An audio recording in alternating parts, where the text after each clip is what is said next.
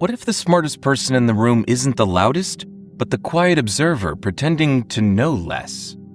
In a world that rewards those who shout the loudest, could staying quiet and underplaying your strengths be the ultimate power move?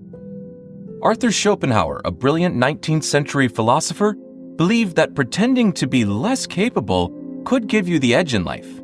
By the end of this video, you'll know why playing dumb might just make you the smartest person in the room, and how to use this strategy to your advantage. Arthur Schopenhauer's life was full of contrasts. Have you ever noticed how the quietest person in the room often surprises everyone with their insight? Why do you think that is?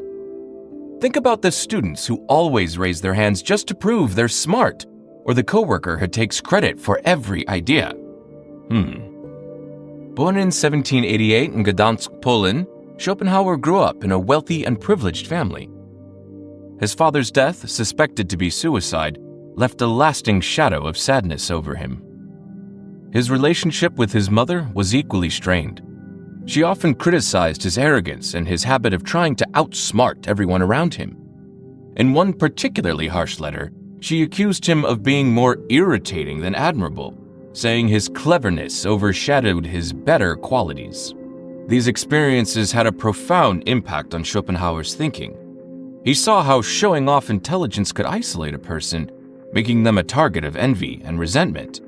While he recognized that intellect could elevate someone, he also understood its downside. It often created barriers between people, instead of building connections. As a young man, Schopenhauer traveled across Europe, where he witnessed the harsh realities of poverty and suffering. These experiences shaped Schopenhauer's fascination with the challenges of life and deeply influenced his pessimistic view of human existence. When he began studying philosophy at the University of Göttingen, he quickly grew disillusioned with academic philosophers.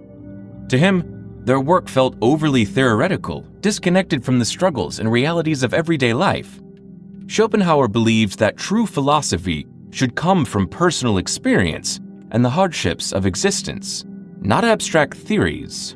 This conviction became the foundation of his most important work, The World as Will and Representation. In it, he introduced the idea of the will to live, a powerful, unconscious force that drives all life. According to Schopenhauer, this will keeps us striving, constantly chasing desires and setting new goals. But satisfaction is always short-lived. The moment one desire is fulfilled, another takes its place, trapping us in a cycle of endless striving and frustration. Schopenhauer believed that one of the smartest ways to handle relationships was by playing dumb. This wasn't about tricking people, but about making social interactions easier and more peaceful. He understood that people are sensitive about their intelligence. When someone feels outshone, it can lead to envy or resentment. By acting less capable, you avoid these feelings and make it easier to connect with others. This idea wasn't about lying, but about creating better conversations. Schopenhauer's approach was similar to Socrates' method of asking questions while pretending not to know the answers. This encouraged others to share their thoughts without feeling judged. For Schopenhauer, making others feel valued and respected helped build stronger relationships. He also saw pride in intelligence as a problem. Schopenhauer believed showing off your intellect might impress some people, but it often leads to conflict. Instead, he argued it's smarter to let others think less of you. This prevents unnecessary arguments and allows you to act wisely when it truly matters. Humility, in his view, wasn't just about being modest. It was a practical way to navigate a world full of egos and insecurities. A key part of this strategy involves knowing when to speak and when to stay quiet. Schopenhauer believed that wisdom wasn't about talking all the time, but about choosing the right moment to share your thoughts. He agreed with Ghandi's advice to speak only if it improves upon the silence. By staying silent, you can observe, learn, and understand the dynamics of a situation without drawing unwanted attention. Listening carefully allows you to collect valuable insight and prepare your responses, ensuring that when you do speak, your words carry weight. On the other side, those who dominate conversations often miss crucial details and risk alienating others. Schopenhauer believed that dealing with authority figures like parents, bosses, or mentors required care and tact. Instead of directly challenging them when they make mistakes, he suggested a softer approach. Guide them subtly. By introducing ideas that lead them to solve the problem themselves, you can protect their pride and build trust. This approach isn't just about avoiding conflict, it creates a sense of respect and strengthens relationships. For Schopenhauer, this strategy reflected a deeper understanding of human nature. People are often insecure and driven by the constant pull of the will to live. Pointing out flaws or mistakes directly only fuels defensiveness and resentment. Letting minor issues slide and focusing on what truly matters not only avoids unnecessary tension, but also fosters a sense of harmony and trust in relationships. Timing was another key part of Schopenhauer's philosophy. He believes success often depends on waiting for the right moment to act. Inspired by the wisdom of the Tao Te Ching, he valued staying modest and unnoticed while quietly preparing. The Tao Te Ching is an ancient Chinese text central to both philosophical and religious Taoism. It emphasizes humility, patience, and harmony, values that deeply resonated with Schopenhauer's belief in staying modest and unnoticed while preparing quietly for success. Schopenhauer admired the idea of holding back your strengths until the perfect opportunity presents itself. Acting too soon or sinking attention prematurely, he warned, could lead to failure, envy, or resistance. Instead, he advised waiting patiently until the conditions were just right to ensure your efforts have the greatest impact. Schopenhauer believed timing was just as important in debates and public discussions as it was in personal relationships. In his book, The Art of Controversy, he shared 38 strategies for handling arguments effectively. He suggested avoiding direct clashes and instead letting your opponent's argument weaken itself. One of his clever techniques was to use their own beliefs to back up your position, subtly guiding the conversation in a way that supports your point. Another tactic was shifting the topic to areas where you were stronger, steering the discussion without making it obvious. He also saw value in pretending to know less than you did. By acting uncertain, you could surprise your opponent and reveal flaws in their reasoning without creating unnecessary tension. For Schopenhauer, this wasn't about being deceitful. It was about creating an environment where discussion could be more constructive. These ideas show his belief that arguments weren't about overpowering someone or proving superiority. Schopenhauer's focus on restraint and subtlety wasn't just about being strategic. His approach came from his clear understanding of human nature. He knew that people are naturally insecure, and pointing out their flaws or mistakes often makes them defensive or resentful.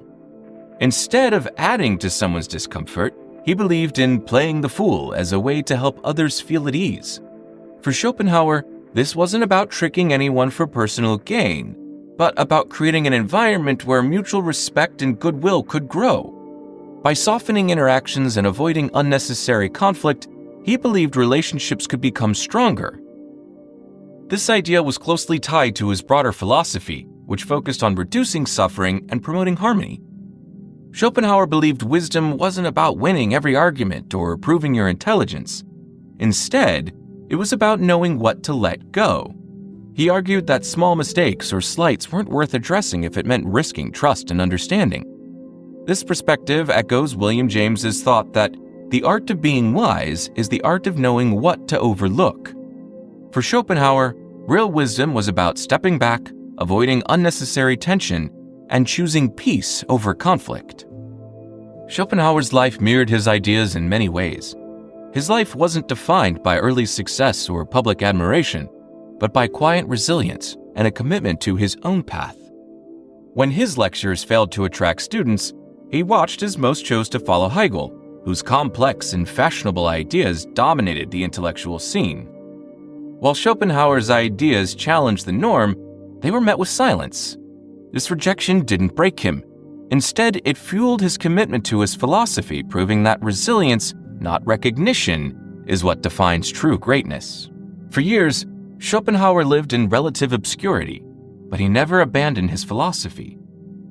His perseverance paid off later in life with the publication of Pererga and Paralipomena, a collection of essays that finally brought him recognition. Even as his fame grew, Schopenhauer stayed true to himself. He avoided the limelight and found joy in simple routines, playing music, spending time with his poodles, and reading the Upanishads each night. These small rituals grounded him, reflecting his belief that true fulfillment comes from within, not from external validation. What makes Schopenhauer's life so relevant today is how it contrasts with the pressures we face in the modern world. Social media encourages us to constantly seek attention, showing off our achievements and prove our worth. But that pursuit can be exhausting and unfulfilling. Schopenhauer's philosophy offers us a different path. He teaches us that it's okay to step back, let go of the need to prove ourselves, and focus on what truly matters. Success isn't about who can shout the loudest. It's about who can navigate life with intention and clarity. His approach reminds us of the power of patience. Schopenhauer didn't rush to gain approval or try to outshine his contemporaries. Instead, he bided his time, worked on his craft, and let his ideas speak for themselves when the moment was right. This mindset applies to relationships too. Schopenhauer believed that people are drawn to those who make them feel valued. By choosing humility over arrogance, and by avoiding the need to show off, we create stronger connections with others. It's not about hiding who you are, it's about being thoughtful about when and how you reveal your strengths. So the next time you find yourself in a room full of egos, ask yourself, what if staying quiet could help you win in ways you never expected? Schopenhauer's secret teaches us that wisdom lies not in proving how much we know, but in knowing when to use it. Success isn't about who shouts the loudest. It's about who observes, listens, and waits for the perfect moment to act. If Schopenhauer's insights resonate with you, don't forget to like this video and subscribe to the channel for more insights into the fascinating world of philosophy. See you in the next video.